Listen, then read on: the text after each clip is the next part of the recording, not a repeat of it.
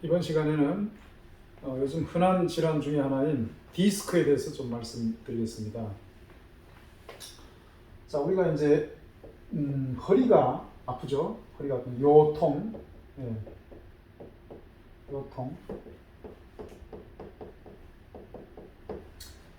허리가 아픈데 병원에 가면은 사진을 찍으라고 하죠. 그래서 사진을 찍어 보면 디스크요 이런 말이 나옵니다. 이런 진단이 나옵니다. 디스크. 여기 이제 정확히 얘기하면은 추간판, 여기 추간판 디스크, 영어로 이제 동그란 판 모양의 이런 이제 판상의 섬유균이 있는데 척추뼈 사이에 있는 건데요. 이걸 이제 추간판이라고 하죠. 추간판, 예, 탈출증입니다. 정확히 튀어나온보다 탈출. 말이 좀 이상한데요. 아무튼 탈출했대요. 이게 이런 용어밖에 붙일 말이 없었을까요? 어쨌든 사진을 찍어 보면은 이제 척추와 척추, 이 추체와 추체 사이에 동그란 이제 이런 판상의 어떤 물렁뼈가 있습니다. 말랑말랑한 그런 결합 조직인데 이게 약간 이제 한쪽으로 밀려 나오는 겁니다. 예, 뒤쪽으로 튀어 나오는데 여기 나왔다 그래가지고 이제 돌출증 뭐 하면 좀 좋을 텐데 탈출증 뭐 어쨌든 나왔다는 뜻이죠. 근데 약칭으로 이제 디스크 하는데, 자, 이 디스크는 우리가 흔히 수술을 많이들 하십니다. 그래서 이제 이 디스크라는 병은 튀어나온 거니까 수술을 해야지 낫는 병이다. 수술로 잘라내서 수술로 정리를 해야지 이게 이제 치료가 되는 병이라고 우리가 알고 있는데, 그게 오늘 잘못됐다는 말씀을 드리겠습니다. 허리가 아플 때 우리가 병원에 가서 진단을 받으면 크게 두 가지가 있습니다. 디스크, 하나는 디스크요. 하나는 척추관 이제 협착증 하는데, 우리가 쉬운 말로 그냥 협착증 그러죠. 협착이 됐다. 협착증. 네. 협착증이라는 말이 있고 디스크라는 말이 있는데 이게 거기서 거기에요. 비슷한 질환들이거든요. 같이 동시에 오는 경우도 있습니다. 서로 연결되어 있고 연장선상에 있고 상호작용하는 그런 병인데 이것들 다 사진을 찍어 보고서 물리적으로 해부학적으로 사진을 찍어 보고서 구조상의 어떤 눈에 보이는 영상 진단으로 보여지는 결과물에 대해서 지칭하는 것, 그 진단명이거든요. 그러니까 추간판이 튀어나온 거나 척추관이 좁아져서 협착이 된 거나 이게 사실 원인이 하나입니다. 원인. 근데 우리는 제가 늘 말씀드리지만은 모든 병의 원인을 알고서 원인을 제거할 생각을 하지 않고 그 선행 원인이 만든 결과물이 통증이나 병인데 우리는 그 병만 본단 말이죠. 병은, 이 통증은 결과물입니다. 결과. 최종 결과물이죠. 이 원인이 만든 결과인데 그 원인이 뭔지를 우리가 정확히 알 필요가 있습니다. 이 디스크의 원인, 협착증의 원인은 뭘까요? 허리가 아픈데 다리가 땡기고 저립니다. 다리가, 골반, 엉덩이가 땡기고 저리고 막 아프고 한데, 사실 이제 허리가 하나도 이 디스크나 협착증의 허리 증상은 요통이라고 하니 허리의 증상은 하나도 없는 분들이 있습니다. 허리는 아무렇지 않아요. 허리는 멀쩡한데 이 골반, 엉덩이가 막 땡기고 저리고 막 다리가 아프고 그러거든요. 그래서 이 골반 이하에 하지 증상이 나타나면은 병원에 가서 호소하면은 허리 사진을 찍죠. 그래서 허리 사진을 찍어보면은 이런 형상이 나타나 있습니다. 자, 근데 이걸 수술을 합니다. 수술. 추간판 탈출증. 우리가 척추뼈가 요렇게 이제 있는데, 요추 이게 이제 L1, L2, L3 이렇게 표현하는데요. 5개의 뼈가 있는데 요 사이사이마다의 요런 주간판이라고 하는 그런 이제 연골질의 어떤 섬유균이 있는데 요게 이제 한쪽으로 이렇게 튀어나오는 겁니다. 주로 이제 4번과 5번 사이에서 문제가 제일 많이 발생하는데 요게 이렇게 튀어나왔다. 그래서 이렇게 요 옆에 신경이 이렇게 지나가는데 이걸 누르고 있는 것이 보입니다. 사진을 찍으면 이렇게 보여요. 그리고 신경이 내려가는 그 부위, 그 해부학적 부위, 이게 오른쪽이면 오른쪽 다리가 당기고 왼쪽이면 왼쪽 다리가 당기고 그런 식으로 증상이 나타나는데 요거를 우리는 수술로 요거를 잘라냅니다. 네, 탈출증 잘라내고 척추관 협착, 이 내부의 관에 협착이 일어나가지고 이 안에서 또 협착이 일어나서 이 척추관 속에서 관이 좁아지면서 이 신경 다발이 여기서 나오는데 이렇게 나오는데 요 신경 다발이 나오는 요 길목에서 눌리는 경우가 있는데 증상 비슷하게 나타납니다.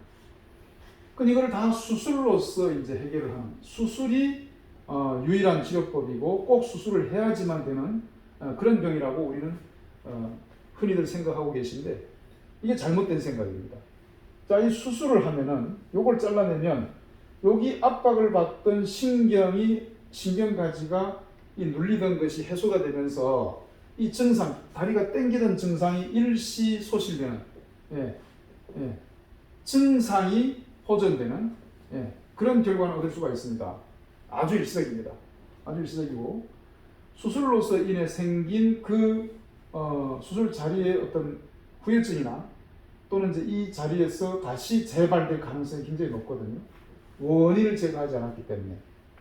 근데 현대의학에서는 요 주간판이 이렇게 밀려 나왔다고 생각하는데 탈출량이 사실은 틀린 얘기입니다. 이게 밀려 나왔으면은 여기 요만큼 밀려 나왔으면은 여기 요만큼에서 여기 빈 공간이 생겨야 되는데 빈 공간이 사실 없습니다.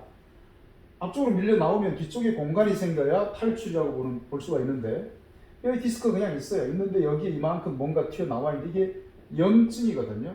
이 염증. 이 디스크의 한쪽 귀때기 한쪽 모퉁이에서 염증이 생기는 겁니다. 그래서 이 염증이 이제 부어오르고 이 열이 나고 막 그러면서 이 주변 조직을 압박을 하는데 다른 근육이나 다른 혈관을 압박해서 생기는 뭐 근육통보다도 이 신경을 압박했을 때 하지 증상이 힘든 거거든요. 그래서 이게 이제 좀 심하게 진행됐을 경우에는 잘 걷지도 못하고 앉았다 일어서지도 못하고 굽혔다가 잘 펴기도 힘들고 그런 불편감 때문에 이거를 수술을 하는데요. 수술의 장점은 딱 한 가지입니다. 아주 잘 됐을 경우에 잘 안 될 수도 있고 잘 될 수도 있는데 수술은 항상 나쁜 결과가 있을 수가 있습니다. 이게 물리적 위해를 가하는 거기 때문에 자, 수술이 잘 됐을 경우 절반의 확률인데요.